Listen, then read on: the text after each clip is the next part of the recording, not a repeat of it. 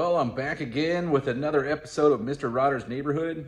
Today we're going to talk about sinking some pistons, and that's in the block. I got all 8 pistons cleaned up for this 455, and I think it's about time we start assembling some pieces so that we can get the pistons dropped in the motor. Let me get the camera flipped around here and we'll get started. Okay, so here's my assembly area. I got the number 1 piston out here, and we got to put some rings on it. We got some bearings already set up, ready to go. All my pistons are kind of laid out in somewhat of an order. So this is 357 on this side, and this is 2468 on this side. Here's the other things that I like to use. I like to use one of these really nice ring compressors that's a tapered piece. This one's from Summit, I think. Let's see if I can find it here. Yeah, so made for it's essentially, it covers quite a few bores because it has this this hose clamp on here that can increase or decrease the size, but I've already got it kind of set up for Buick 455. Here's my tub of oil, which I don't know if anybody does it the way I do it. I have no idea, but I just know the way I do it, and it works really well. It's kind of sloppy and messy, and then you got your nuts and your cap up there, your rod cap, and then some small lengths of 3/8 hose. I put these over the bolts on the rod. I like to use old 3/8 hose that's actually been somewhat curved and molded to help aid in sliding the rod and piston assembly over the journal. It's up to you how you do it. They make actual boots for that. You don't have to have 3/8 hose, but this is just the cheap poor man's way of doing things, and this is the way I've always done it. So we'll get started. I'll go ahead and go over the ring pack real quick. I always start with the oil rings, of course, and if you don't know how to assemble the oil rings, you probably shouldn't be doing this, but really you just put this expander on there first, and then you slide your 2 rings on. You got to build from the bottom up on the piston. So that means you need to start with the oil ring first, and you put your expander in, and then you put the bottom oil ring in, and then the top oil ring, and then you work your way up number 2 and number 1. These are all labeled. This is actually the way they come from Hastings. These are the rings that I'm using. If you want to see the part number, it's right there. It's a chrome top ring, and I don't think you're gonna be able to buy them anymore. I don't know. I had this set for a little while, and then I went to buy another set, and they just seem to be impossible to get. So our sealed power bearings here are standard 455 bearings, so there's nothing special about them. It hasn't been turned. The crank is a standard crank, so that's what I plan on using. And as you can see, the top ring is chromed, making it much more pliable and flexible, and I like them. I think they seal well and they do well in a towing application, so that's what I'm using. But other than that, we're going to get started on assembling these oil rings. So I'll put the oil ring on, and then I'll show you what it should look like. Okay, so here's the assembled oil ring. Like I said, I put the expander in first, and then I do the bottom one, and then I do the top one. I try to offset the groove, so you can see the groove here in the top oil ring. The other one is on the 180 out on the piston.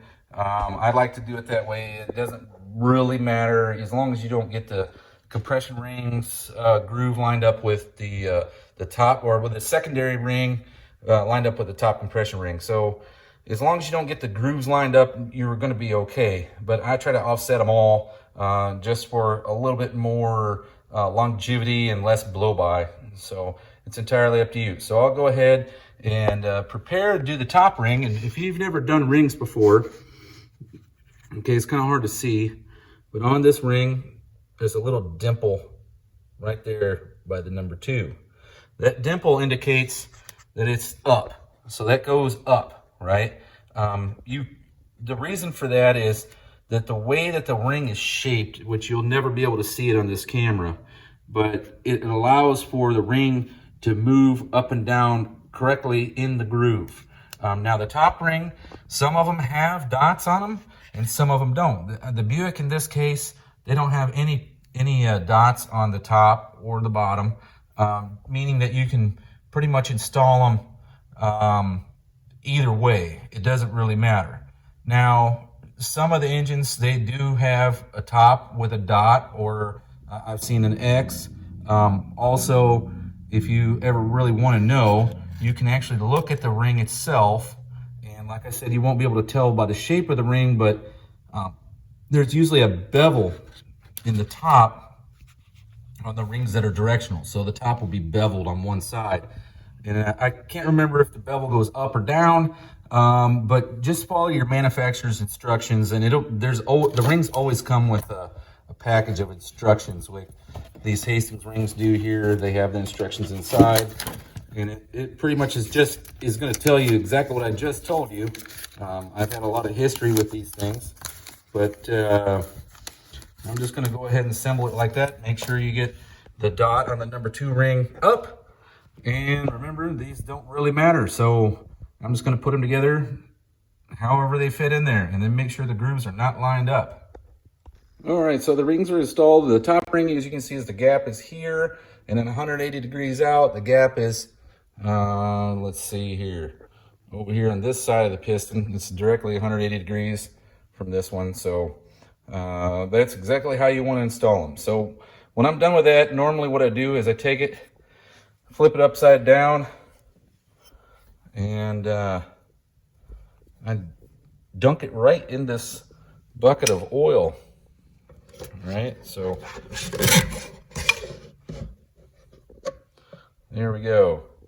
So normally when I dunk it in the bucket of oil, and I'm sure a lot of people are like, what the hell are you doing? But I do this so that the entire piston gets coated with oil, including the wrist pin. So then I'll lean it forward, and all this is 1030 motor oil.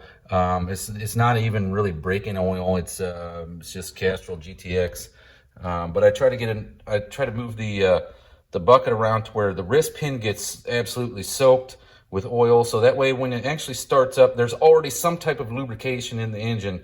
Now the oil does make a huge mess when you do it this way, but I think it also works in my favor, because I've never had a problem with the rings breaking in. So it's entirely up to you how do you do it, but this is something that my grandpa and my dad taught me to do, and it's probably a really old school method way of doing it, but it seems to work really well. Like I said, I've never had any problems with rings seating or breaking in. So next I'm going to install the bearing shell in the rod, and then slip my my rubber hose on the ends here, and then we're going to get set up to drop this piston in. All right, so now we got the upper bearing shell in. The piston I've already moved around quite a bit and got quite a bit of oil up on the wrist pin. And the next thing you do, you're probably wondering, like, how come you didn't put any lube on there? Well, I don't normally lube that. I lube the crank surface, right? So the best thing to do is, for your engine, look down through the bore. Now I've already got it centered, but it's as simple as you just put the bolt in there and you turn it to where you want it, okay? So I always do it with it at bottom dead center. It gives you quite a bit of room to manipulate the rod and the piston and the bore to get the rod to line up correctly with the rod journal. So that's how I do it. So we're gonna get ready to go and drop this dude in. So first things first is you take your ring compressor, and I usually just kind of place it over the bore, right? Now with this weird tapered ring compressor with the expansion joint on it, I always leave this adjustment nut, or the adjustment bolt over here, easily accessible. And the reason for that is in case you got to tighten it or loosen it, it's not in the way of something else, right? So if you move it to, like, say here, you can't get into it. This dowel is going to be in the way for you to actually access it. So yeah, I just keep in mind where you put that. The other thing is you want your gap not to line up with the gap on the actual ring itself, because it can get caught in there. So now I take just an oil can, basic oil can. Now this has Lucas oil stabilizer and 30 weight oil. This is break-in oil as well as some regular oil. It honestly doesn't really matter, but this is where it gets messy, okay? Because you just lube up the journal like so, and as you can see, it's just dropping all over the floor. But we're lubed and ready to rock and roll. Now, you don't have to lubricate everything as you're doing this because you already dumped the piston in the bucket of oil. So your ring compressor, everything is already fairly happy. The cylinder walls have already been cleaned with transmission fluid, and then all you're going to do is slide the piston in. It's going to lubricate all the way down as you're doing it. So I'm going to get things ready to go, and I'll get back with you.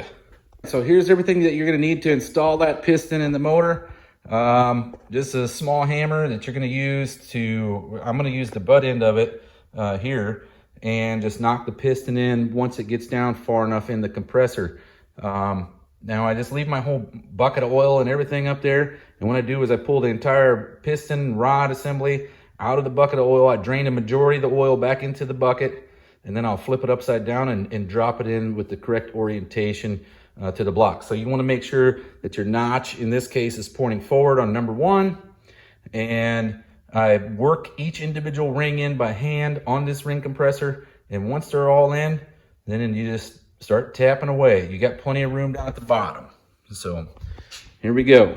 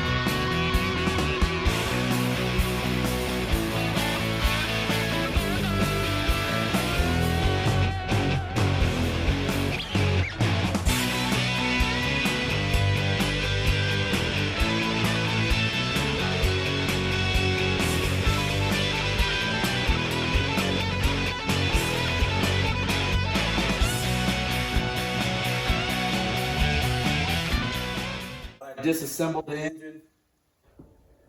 What you have is you mark each individual side of the rod. So here's the top part, and the bottom part has another dot just like this. And then, of course, I have a dot here at the top. I don't have the nice tools that everybody else has where you can mark them with a number 1. I just take a punch and I mark it with a 1 dot. The other pistons get 2 dots, 3 dots, 4 dots, and so forth until you get to number 5, and then I use a V that I actually have, and then another dot.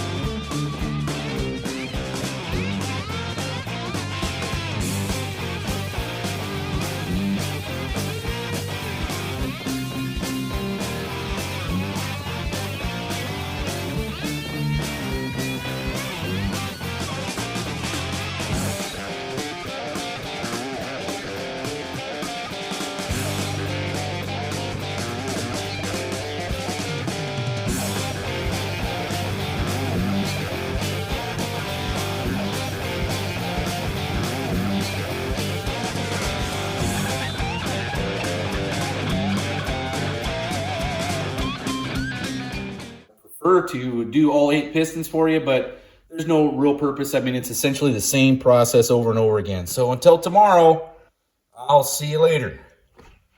Oh, hey, and don't forget, we're having an event called the Noname Nationals, Sykeston, Missouri, September 30th, October 1st.